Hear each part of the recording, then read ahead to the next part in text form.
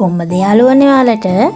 ඔන්න ඉතින් මම අද අරගෙන අවිලා තියෙන්නේ රසම රස කෑමක් හදන්නේ කොහොමද කියලා. ඉතින් අද අපි හදන්නේ කරවල හොදි.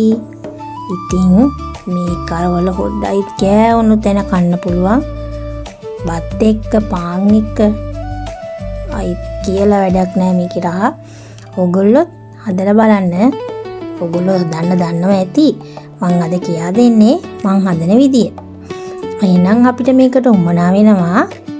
අපි ඉතින් කරවල හොදි හදනකොට කරවල කෑල්ලට ගන්න ඕන කට්ට සහිත කරවල කෑල්ල.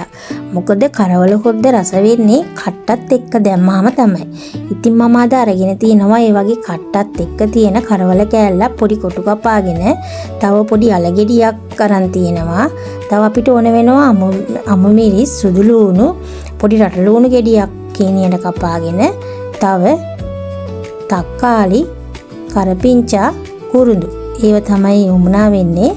තව මිරිස් කුඩු 3-5 කුඩු, අබ කුඩු, උළුහාල්, ගම්මිරිස් කුඩු ස්වල්පයක්, ලුණු කුඩු, අමු 3-5 කුඩු ස්වල්පයක් තමයි 3-5 වලින් අපිට අවශ්‍ය වෙන්නේ. තව පොල් කිරි ඕන වෙනවා. මෙන්න මේ වගේ මැටි ඇතිලි එක තමයි අපි හදන්න ඕන. අද මම රම්පේ එකතු කරේ නෑ. ඔයාලා රම්පෙත් එකතු කරගන්න. දැන් මම පෙන්නන්නේ ඔයාලට මම කපාගත්ත කරවල කෑලි ටික. මේ තියෙන්නේ කරවල කෑලි. මේ සයිස් එකට තමයි මම කපාගෙන තියෙන්නේ. මේ තියෙන්නේ අනිත් ද්‍රව්‍ය ටික. මේ තියෙන්නේ අනිත් 3-5 ටික මම ඉස්සෙල්ලා කිව්වා. මේ තියෙන්නේ මම අද හදන්න ගන්න මැටි වලද. මේ මැටි වලන් ඉතින් මම ලංකාවෙන් එනකොට තමයි අරගෙන ආවේ. මෙහි මේ වගේ මැටි වලන් ගන්න නෑ අපිට. මේ වගේ හොදි જાතියක් හදනකොට මැටි වලන් දෙක හදන එක තමයි හොඳම. හරි, දැන් අපි කරවල හොද්ද හදන්න ගමු. අපි මුලින්ම කරවල කෑලි ටික මෙන්න මේ වගේ මැටි ඇතිරියට එකතු කරගන්නවා.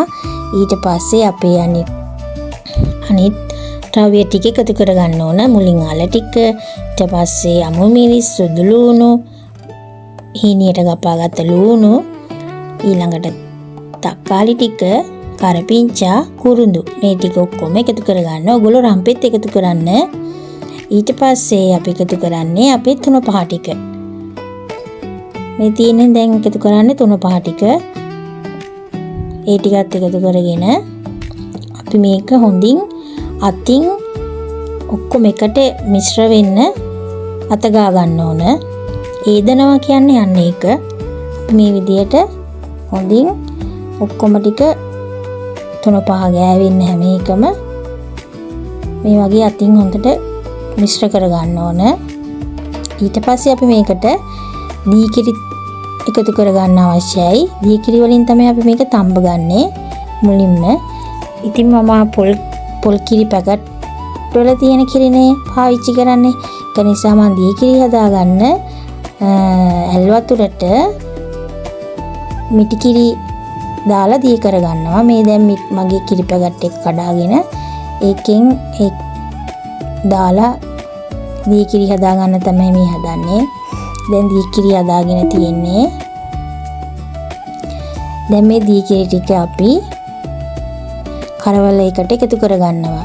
ඕගොල්ලොත් කරවල අල තැම්බෙන ප්‍රමාණයට අවශ්‍ය ගානට දී කිරි එකතු කරගන්න.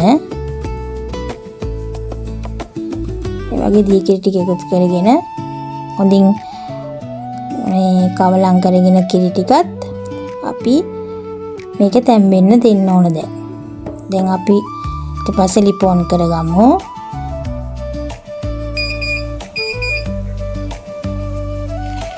දැන් ලිපෝන් කරගෙන පස්සේ පියනකින් මේක වහලා අපි තැම්බෙන්න දෙමු. අපි තව ටිකකින් ඇවිල්ලා බලමු මේක තැම්බිලාද කියලා.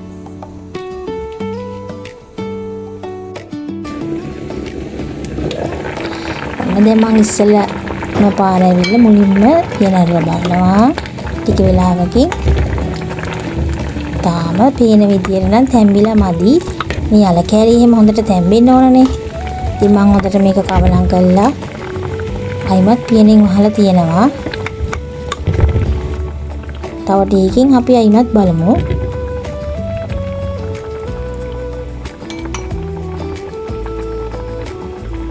තාම මේ වතුර ගතිය වගේ දිය ගතියට වගේ තමයි තියෙන්නේ. අපි තව ටිකකින් බලමු.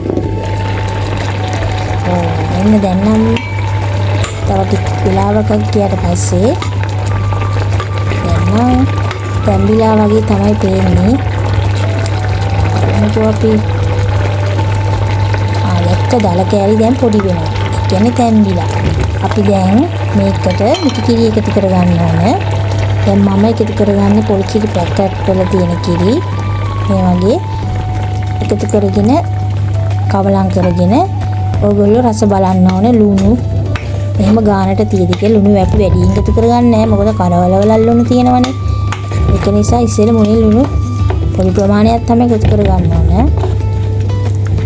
දැන් මේ වගේ හොඳට මිටි කිරි එකතු කරලා කවලම් කරන්න. දැන් මේකේ තියෙන ප්‍රධානම දේ තමයි මිටි කිරි එකතු කරාම අපි නොනවත්වා හැදි ගන්න ඕනේ. නටනකම් හොද්ද හැදි ගන්න ඕනේ. දැන් මම මේ ලුණු බලන වෙලාව ලුණු නම් ඇති. මට හිතෙනවා තව මිටි කිරි ටිකක් එකතු කරා නම් හොඳයි කියලා. දැන් මම තව මිටි කිරි ටිකක් එකතු කරගන්න ලෑස්ති වෙන්නේ. ඒ වෙලාවේ මම ගින්දර ටිකක් අඩු කරගෙන තියෙන්නේ රස්නය. දැන් මම තව මිටි කිරි එකතු කරගන්නවා. මිටි කිරි එකතු කරගෙන හොඳින් හැදි ගන්න ඕන.